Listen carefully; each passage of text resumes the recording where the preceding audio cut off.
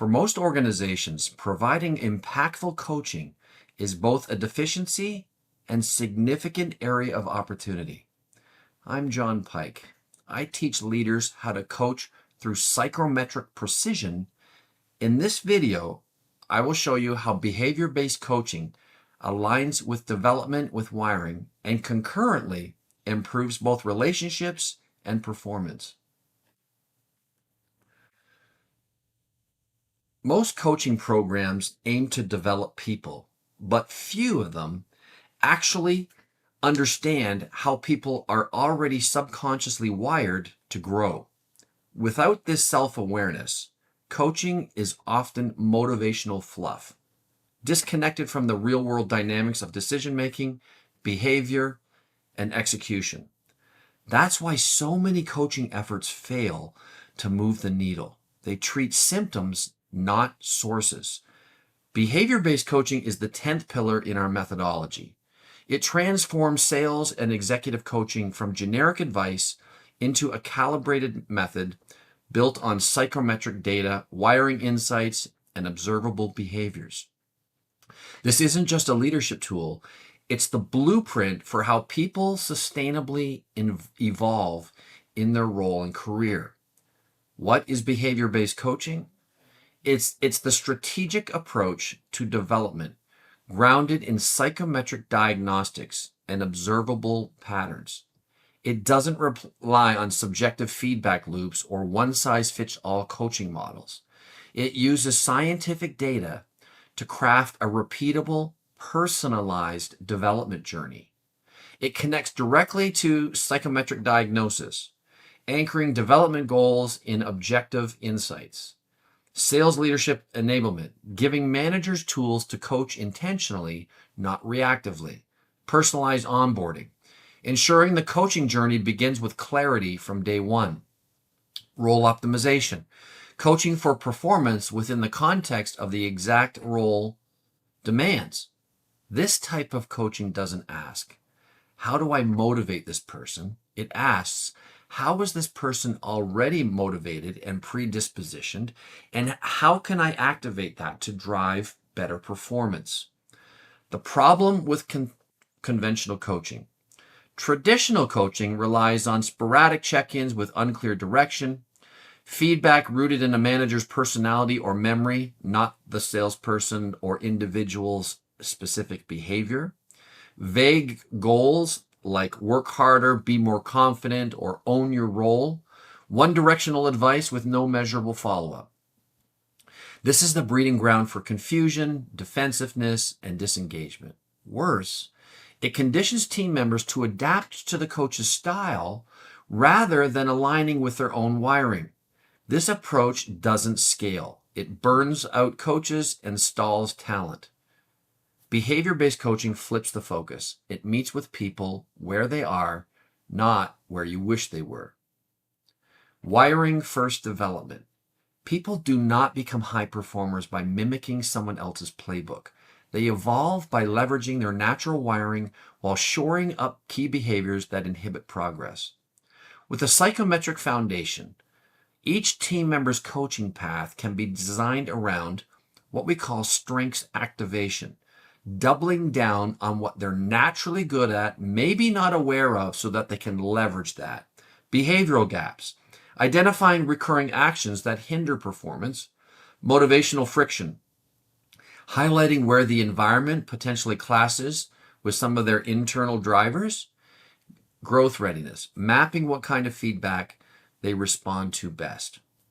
This allows leaders to become predictive coaches, not just reactive bosses.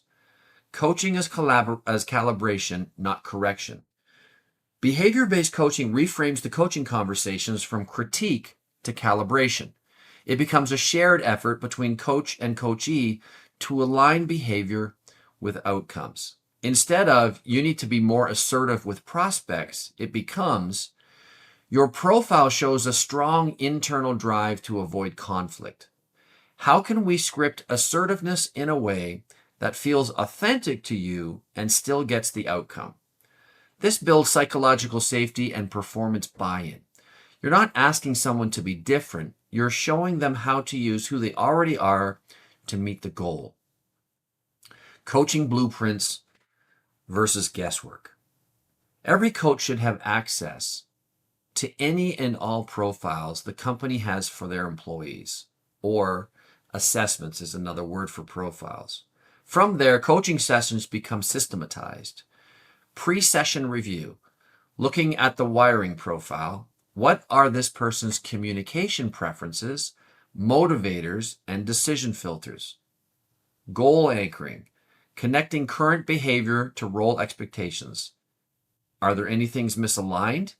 And what's accelerating progress? Collaborative reflection.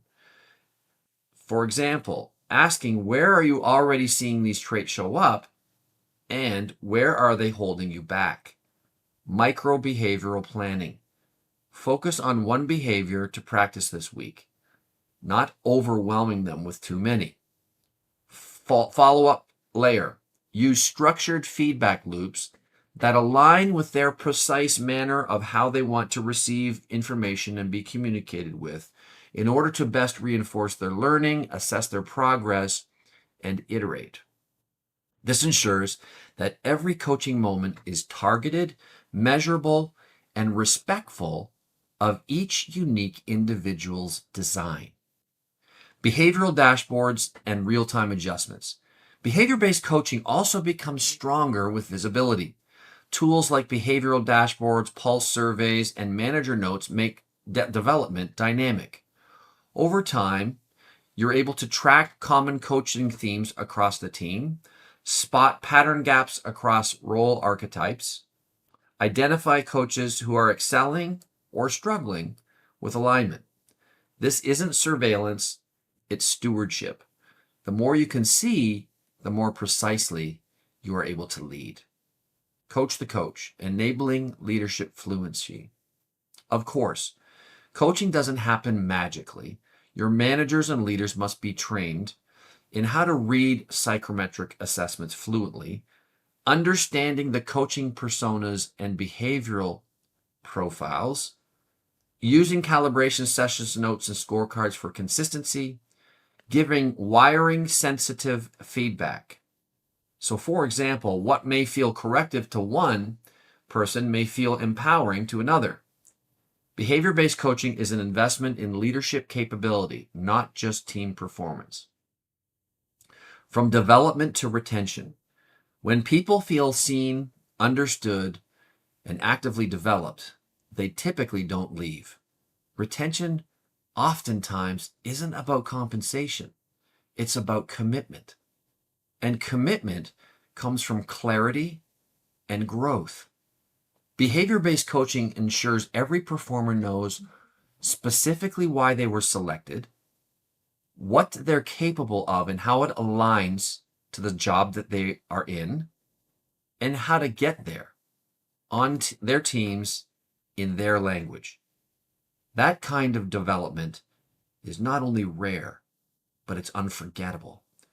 It builds companies that don't just hire top talent, they grow it, they develop it. And that type of culture is the culture that keeps attracting top talent, sometimes even from your own competitors, by word of mouth.